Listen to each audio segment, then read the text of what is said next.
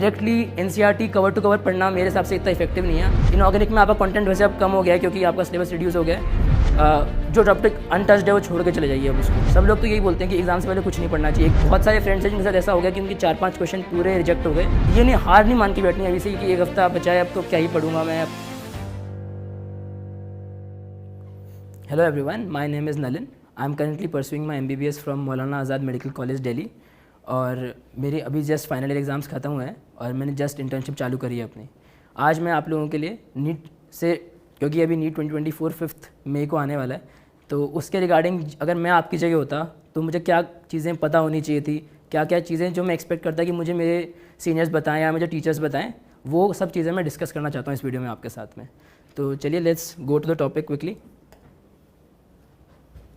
तो मैंने for the ease of discussion इस चीज़ को 3 हेडिंग्स में डिवाइड कर दिया है। लास्ट वीक में क्या कर सकते हैं हम नीट से जस्ट पहले, डे बिफोर एग्ज़ाम में क्या क्या चीज़ें दिमाग में रखनी है हमको, और एग्ज़ाम डे पे क्या क्या कॉमन मिस्टेक्स है जो हम लोग करते हैं। तो मैं कोशिश करूँगा कि मैं वो कॉमन बातें ना करूँ जो आपको हर जगह सुनने को मिलती है कि NCERT पढ़नी है, ये सब आपको पता है, पर जो बहुत ऐसी माइन्यूट डिटेल्स हैं जो शायद हम ओमिट कर जाते हैं कि ये तो पता ही होगा हमको, उसके बारे में आज हम बात करेंगे। तो लास्ट वीक में सबसे पहला क्वेश्चन तो ये आता है व्हाट टू स्टडी। तो वही है कि 2 ही रिसोर्सेज हैं, या तो थ्योरी पढ़नी है NCERT या नोट्स, और दूसरा है मॉक टेस्ट या क्वेश्चन पेपर्स। तो कॉमनली यही कंसेंसस है सबका कि ज़्यादा एग्ज़ाम से 2-3 दिन पहले लास्ट मॉक टेस्ट दे दो। एग्ज़ाम से 1 दिन पहले कोई मॉक टेस्ट देना रिकमेंडेड नहीं है, बिकॉज वो आपके कॉन्फिडेंस को हर तरीके से अफेक्ट कर सकता है। तो एक तो इन 1 वीक में मेरे हिसाब से आप 2 to 3 मॉक टेस्ट दे सकते हैं, ज़्यादा भी दे सकते हैं, मिनिमम 3 तो मॉक टेस्ट दे ही दीजिए।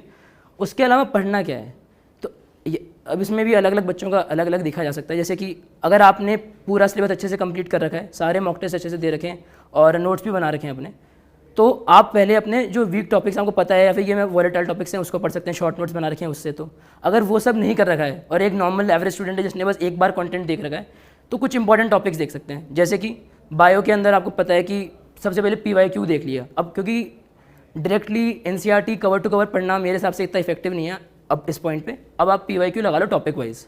तो टॉपिक वाइज PYQ लगाएंगे तो आप 60 क्वेश्चंस लगाएंगे हर टॉपिक के, तो एवरेज 30 मिनट्स मान के चलिए। तो 3 आवर्स में आप कितने लगा लिए आपने, 6 चैप्टर्स के आपने PYQ लगा लिए। तो इस हिसाब से आप डेली 6 चैप्टर्स के PYQ लगा सकते हो बायो में, मेरे हिसाब से लास्ट 7 वीक में। बायो के अंदर, फिजिक्स के अंदर मेरे हिसाब से आपको अब अपने जो स्पेसिफिक वीक एरियाज हैं या फिर जो इंपॉर्टेंट टॉपिक्स है, जैसे कि आपको पता है कि लॉजिक गेट से हर बार क्वेश्चन आएगा, तो लॉजिक गेट के 2 क्वेश्चन देखने ही देखने हैं। आपको पता है कि भाई मैं ये क्वेश्चन टॉपिक मेरा वीक है इलेक्ट्रोस्टैट्स, तो मुझे इलेक्ट्रोस्टैट्स से क्वेश्चन देखने हैं। तो ये टॉपिक्स जो पहले वीक है 1-2 दिन में पहले इनको कवर कर लो, और उसके बाद आपको अपने मतलब PYQ और मॉक टेस्ट से जो एनालिसिस है उसी को फॉलो करना चाहिए। और केमिस्ट्री के अंदर इनऑर्गेनिक में आपका कंटेंट वैसे अब कम हो गया है क्योंकि आपका सिलेबस रिड्यूस हो गया है। तो मेरे हिसाब से इनऑर्गेनिक में भी अब डायरेक्टली NCERT पढ़ने से बेटर होगा कि आप PYQ ही सॉल्व करें। तो मोर और लेस यही निकल के आ रहा है कि PYQ कर लो अच्छे से और 3-4 मॉक टेस्ट दे दो एटलीस्ट 7 लास्ट इस वीक में। अब जो मेन प्रॉब्लम आती है कि हमें पता है ये करना है, पर हमको एक तो ये लग रहा होता है कि क्या मेरा तो स्कोर 400 ही आ रहा है, 300 ही आ रहा है, अब कोई रेलेवेंस भी है क्या, मैं इस हफ्ते में कुछ कर भी सकता हूँ क्या। तो मैं आपको बताता हूँ, मेरे पास कम से कम ये तो 4-5 तो मेरे एकदम ही क्लोज फ्रेंड्स हैं जिनका एक हफ्ते पहले 450 चल रहा था स्कोर, और नीट में वो लोग 626, 36, 40 स्कोर करके आज मेडिकल कॉलेज में पढ़ रहे हैं। तो एकदम डुएबल है ये। और दूसरा ये कि अब इतना सारा जो पढ़ा है 2 साल में, इसको अगर अभी कंसोलिडेट नहीं किया लास्ट 7 डेज़ में, तो वो भी कुछ फ़ायदे का नहीं रह पाएगा ना। तो इसलिए लास्ट 7 वीक की इंपॉर्टेंस अंडर एस्टिमेट नहीं करनी है। मैं बहुत कॉमनली एक चीज़ अपने आप को बोलता हूँ, जैसे अभी MBBS में, कि जब ये माना कि दिल में डर है बहुत, जब ये माना कि दिल में डर है बहुत, तब कहीं जाके दिल से ये डर निकला। तो एक्सेप्ट करना है कि हाँ कुछ हैं प्रॉब्लम्स जो अभी तक क्लियर नहीं हुई है, ये एक्सेप्ट करना है। पर हम अब सारी प्रॉब्लम्स क्लियर कर देंगे तो आज हम 700 स्कोर कर रहे होंगे। हमको 700 जरूरी नहीं है ना सब 700 स्कोर करें, हमें पार स्कोर के ऊपर जाना है अभी इस 7 वीक, ये इस लास्ट वीक में ये देखना है कि पार स्कोर के ऊपर कैसे जा सकते हैं, और वो इजीली डुएबल है। मेरा रिकमेंडेशन रहेगा कि कोई भी टॉपिक छोड़ के नहीं जाना चाहिए। काफ़ी लोग ये बोलते हैं कि जो टॉपिक अनटच्ड है वो छोड़ के चले जाइए अब उसको। मेरे हिसाब से नीट जैसे एग्जाम में वो इतना अच्छा आइडिया नहीं है, बिकॉज हर टॉपिक से एक क्वेश्चन आ ही जाता है मोर और लेस। तो बायो में मान लीजिए आपने एक चैप्टर छोड़ रखा है, जैसे कि आपने मान लीजिए लिविंग वर्ल्ड कभी पढ़ा ही नहीं है, तो मेरे हिसाब से आपको लिविंग वर्ल्ड NCERT पढ़ने में मुश्किल से 1 घंटा लगेगा, पढ़ के ही जाना चाहिए। आपको बाद में रियलाइज़ होगा कि जस्ट मैं अगर एक बार देख भी लेता उसको आंखों के सामने तो मेरा ही क्वेश्चन सही हो जाता। तो ये चीज़ नहीं करनी है। फिजिक्स में कम से कम उस चैप्टर के फॉर्मूले देख लेने हैं, केमिस्ट्री में कम से कम PYQ लगा लेना है उस टॉपिक के। ये बेयर मिनिमम है जो आपको, अगर टॉपिक छोड़ रखा है तो उसका करके जाना चाहिए मेरे हिसाब से इतना। बाकी इंपॉर्टेंट टॉपिक्स अगर हम देखें तो जैसे कि आपको पता है कि एक टॉपिक जो हम ओमिट कर देते हैं, नाइट्रोजन एस्टिमेशन, कार्बन एस्टिमेशन का टॉपिक है, जीओसी में दे रखा है, एनसीईआरटी में सॉल्ट एग्जाम्पल भी दे रखा है, डूमास मेथड और कि जेल्डाल्स मेथड, ये सब इंपॉर्टेंट टॉपिक है, इसको नहीं स्किप करना है, बच्चे ओमिट कर जाते हैं इसको। लॉजिक गेट से क्वेश्चन आएगा ही आएगा, उसको नहीं स्किप करना है। और उसके अलावा ऐसे मतलब हर टॉपिक से एक एक क्वेश्चन इंपॉर्टेंट है, पर ये दो टॉपिक्स मुझे लगता है कि मोस्टली बच्चे स्किप कर जाते हैं, तो ये नहीं स्किप करके जाना है। बाकी डे बिफोर एग्ज़ाम ये ज़्यादा रेलेवेंट है मेरे लिए। इसके अंदर क्या करना है कि अब हम इंश्योर कैसे करें कि हमें सोना है। सब बोलते देते हैं कि एग्ज़ाम से पहले 7 आवर्स की स्लीप लेके जानी है, लेकिन मुझे पता है कि मैं अभी भी कोई एग्ज़ाम देता हूँ तो मैं एग्ज़ाम से कम 2-3 घंटा बेड में ऐसे लेट रहता हूँ, मुझे नींद नहीं आती है। तो उसके लिए एक अच्छा तरीका ये है, अब आपका लास्ट वीक है, आदत बना लो कि शाम को डेली आधा घंटा वॉक करनी है, कुछ भी फिजिकल एक्सरसाइज करनी है बेसिकली, ताकि रात को अपने आप थोड़ा फटीग इंड्यूस हो जाए तो नींद आना आसान हो जाए। तो इस 7 वीक में प्रैक्टिस करनी है कि कुछ ना कुछ आधा घंटा दिन में एक फिजिकल एक्टिविटी करनी है, ताकि नींद की दिक्कत ना हो एग्जाम से पहले, जो कि एक बहुत ही मेजर प्रॉब्लम है लोगों के साथ में। डे बिफोर एग्जाम क्या पढ़ना चाहिए? पर्सनली मैं आपकी जगह होता, सब लोग तो यही बोलते हैं कि एग्जाम से पहले कुछ नहीं पढ़ना चाहिए, एक दिन पहले तो सब कुछ फ्री छोड़ देना चाहिए, पर मुझे पता है कि वो बहुत मुश्किल होता है, आप पूरे दिन खाली बैठ के करोगे क्या। तो मेरे केस में मैंने कुछ टॉपिक्स के शॉर्ट नोट्स समराइज़ करके रखे हुए थे एक जगह, तो मैंने वहाँ से पढ़ा था। अगर आपके केस में वो नहीं है, आप कोई कोचिंग मटेरियल यूज़ करें तो आप हैंडबुक्स देख सकते हैं उस टाइम पे, अगर आपने पहले पढ़ रखी है। अगर कभी नहीं पढ़ी है हैंडबुक तो उससे रिफ्रेन करें, फिर आप उस दिन कुछ स्पेसिफिक टॉपिक्स की एनसीईआरटी देख सकते हैं। और मतलब बाकी ये सब्जेक्टिव है थोड़ा सा, किसी का बहुत ही सारा बचा हुआ है तो उसको स्लीप पे कॉम्प्रोमाइज़ करे बिना जितना इफेक्टिवली कर सकता है उस दिन कर लेना चाहिए, एकदम छोड़ के नहीं बैठना चाहिए। पर जिसका ठीक एक बार रिविजन हो चुका है, लास्ट डे पे पैनिक नहीं करना है कि मुझे सब कुछ वापस देखना है, ज़रूरत नहीं है। एग्ज़ाम ऐसा नहीं आता है कि एक दिन भी नहीं पढ़ा तो भूल जाओगे, इस तरह का एग्ज़ाम नहीं है। डॉक्यूमेंट्स का ध्यान रखना है, कहाँ पे सेंटर है उसका पहले से पता करके रखना है कि सेंटर कहाँ पे, कितना टाइम लगता है जाने में, और क्या क्या डॉक्यूमेंट्स लेके जाने हैं। ये ऐसे मेजर ब्लंडर्स तो बिल्कुल नहीं करने हैं कि पूरी 2 साल की प्रिपरेशन रुइन हो जाए। कोई दिक्कत नहीं, एग्जाम सेंटर 2 घंटे पहले जाके बैठ जाइए, पर इसका इंश्योर करना है कि टाइम पे जाना है और डॉक्यूमेंट्स लेके जाना है, तो ये पहले से पता करके रखना है। बाकी एग्ज़ाम डे पे क्या करना है, एग्ज़ाम डे पे हमने स्लीप इंश्योर करी, हम लोग सेंटर टाइम पे पहुँचे। सेंटर पे पहुँचते ही हमें देखना है कि क्लॉक कहाँ पे है, सबसे पहले बैठते ही, ताकि हम बीच में पैनिक ना करें, इन्विजिलेटर से पूछते ना रहें कि क्लॉक कहाँ पे है। सबसे पहले क्लॉक देखनी है, क्लॉक है कि नहीं है। दूसरा, सबसे पहले जाते ही वॉशरूम चले जाओ, सबसे पहले जाते ही एक बार, ताकि आपको लगेगा कि मुझे ज़रूरत नहीं है, फिर आप एग्ज़ाम के बीच में आपका दिमाग वहाँ जा रहा है कि मुझे वॉशरूम जाना है, वो बहुत डिस्ट्रैक्टिंग है। तो सबसे पहले जाते ही वॉशरूम जाओ, फेस वॉश करके रूम पे बैठ जाओ। उसके बाद इंपॉर्टेंट ये है कि ज़्यादातर लोगों को ना देखें, मेरा तो यही स्ट्रैटेजी था, मैं जाके बैठ जाता था और हेड डाउन करके और अपने आप को काम करता था कि इट्स ओके, अब 2 साल मेहनत करिए, जितना होगा अच्छा ही होगा, ऐसा सोच के बैठना पड़ेगा।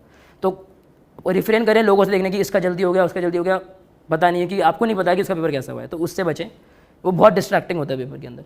बाकी गैस वर्क में आपको कुछ कॉमन चीज़ें पता है, जैसे कि काफ़ी मैच द कॉलम में आपको पता है डायरेक्टली ऑप्शंस मैच करे होते हैं, आपको सारे ऑप्शंस करेक्ट नहीं भी पता है तो भी एक ऑप्शन मैच होने से आंसर हो जाएगा।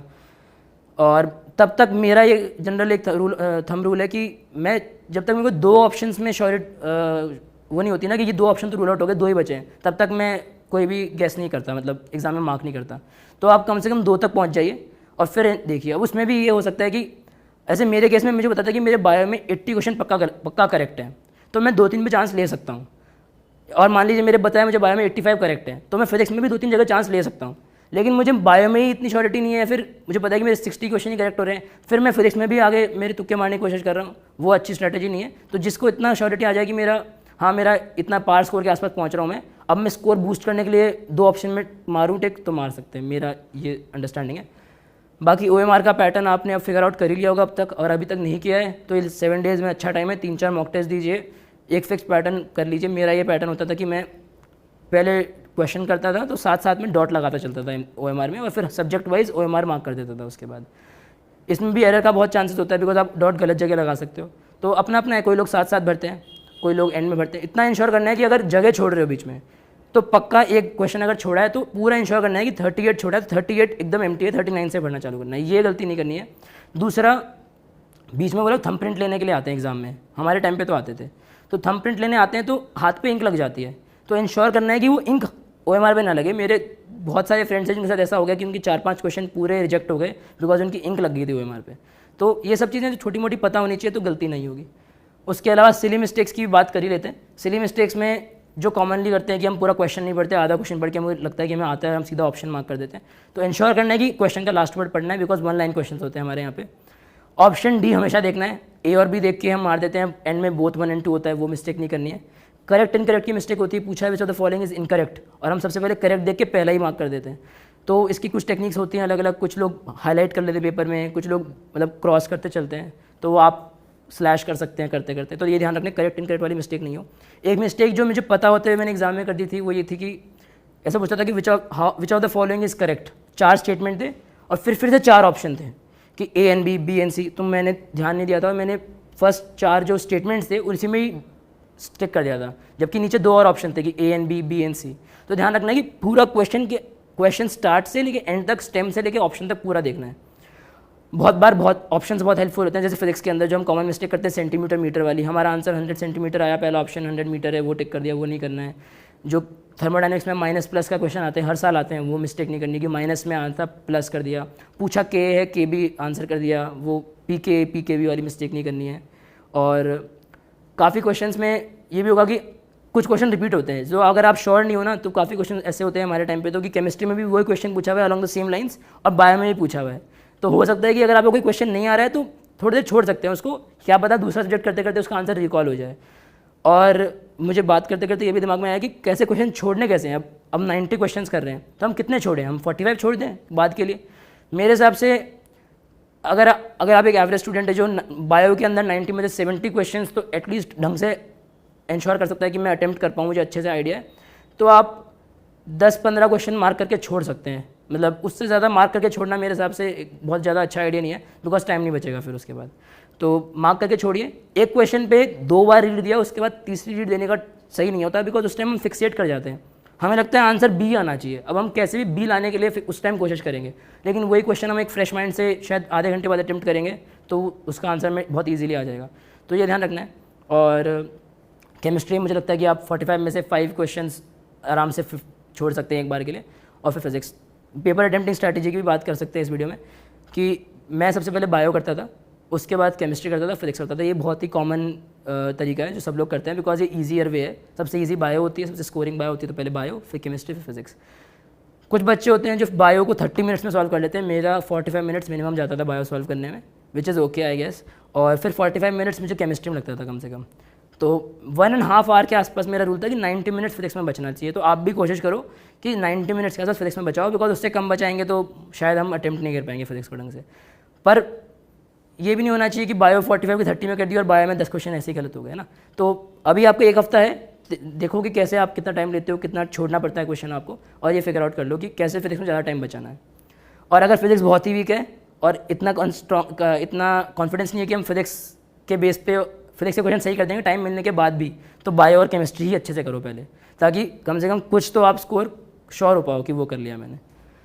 तो मोरलेस यही है इसके बारे में। और देखो सबसे इंपॉर्टेंट ये है इस वीक में ये इंश्योर करना और ख़ुद को ये बताना कि ये लास्ट वीक में बहुत ज़्यादा चांस है कि आप स्कोर बूस्ट कर सकते हो अपना। 400 से 600 तो मैंने मतलब अनगिनत एग्जाम्पल्स तो मैंने देख लिए इन 4-5 सालों में। तो बहुत कॉमन है, बिकॉज क्या होता है ना, जो क्वेश्चन आप अभी अटेम्प्ट कर रहे हो एग्जाम में, क्या होता है उस स्ट्रेस सिचुएशन में वो क्वेश्चन भी आप सोच लेते हो उसका आंसर भी। तो वो ध्यान रखना है कि ये नहीं, हार नहीं मान के बैठनी अभी से कि 1 हफ्ता बचा है, अब तो क्या ही पढ़ूंगा मैं, अब तो मैं नेक्स्ट ईयर ड्रॉप ही लूँगा। ठीक है, लेना पड़ेगा तो वो एक अलग इशू है, उस पर कभी और बात कर सकते हैं, लेकिन अभी से ये नहीं सोच के बैठना कि ड्रॉप ही लूँगा तो अभी 1 हफ्ता क्या पढ़ूँ। बहुत चांसेस है कि आप 1 हफ्ते में आराम से मतलब बॉर्डर के आसपास पहुँच जाए और आपको एक मेडिकल कॉलेज मिल जाए डिसेंट। तो इंश्योर करना है कि वहाँ तक पहुँचे। और ठीक है, सबकी कुछ ना कुछ लैक्यूना सबके रहेंगे। और अभी मॉक टेस्ट जब दे रहे हैं तो ये भी ध्यान में रखना है कि मान लीजिए आपका केएसपी वाला क्वेश्चन बार बार गलत हो रहा है, केएसपी कैसे निकालते हैं, तो अभी इमीडिएटली केएसपी के 2 सवाल और लगा लो आज ही, ताकि एग्जाम में ये सवाल गलत ना हो। तो ये भी ध्यान रखना है कि मिस हो गया था मॉक टेस्ट एनालिसिस के अंदर, कि मॉक टेस्ट एनालिसिस को कैसे यूज़ करना है। जो सवाल गलत हो रहा है केमिस्ट्री फिजिक्स में, उसी का लाइन का सेम सवाल और लगा लिया उसी टाइम, ताकि अप्रोच क्लियर हो गई। और मेरे हिसाब से ये ऑप्शन रूल आउट करिए। कोई ऑप्शन बहुत वियर्ड दिख जाएंगे आपको कि एक ऑप्शन है 0, एक है 1000, एक है 20, 30, तो 1000 वाला ऑप्शन काफ़ी वियर्डली दिख जाएगा कि यार हाँ ये तो कहीं से मेरे ऑप्शन में बैठ नहीं रहा। कोई फिक्स नहीं है, मतलब ये तरीके होते हैं, आपको गेस स्मार्ट वर्क हो सकता है कि आप कैसे ऑप्शन तक पहुंच सकते हैं। तो thank you and all the best. I hope आपको इस वीडियो से कुछ हेल्प हुई हो, एंड आई एम श्योर आप सब लोग बहुत अच्छा करेंगे।